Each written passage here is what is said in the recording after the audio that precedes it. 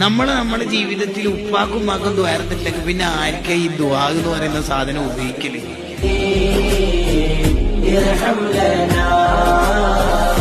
മാതാപിതാക്കൾക്ക് എപ്പോഴും ദ്വാരക്കണം.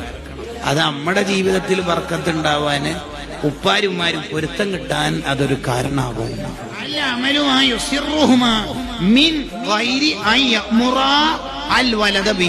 ഉപ്പിയും കൽപ്പിക്കാതെ തന്നെ അവരെ സന്തോഷിപ്പിക്കുന്ന കാര്യങ്ങൾ ചെയ്തുകൊണ്ടിരിക്കും.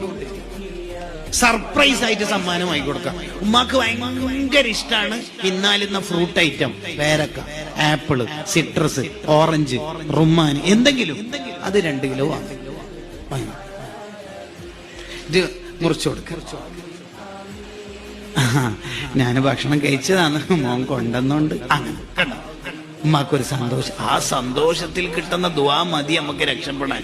ഉപ്പാക്ക് ഭയങ്കര ഇഷ്ടമാണ് എന്ത്, അയക്കുറ മീന്, അങ്ങനെ തന്നെ ഫുള്ളായിട്ട് ഉപ്പാക്ക് ഉപ്പ എന്താ ഇത്? ആ ചിരിയിലെല്ലാം ഉണ്ട് സത്യത്തിൽ. അവര്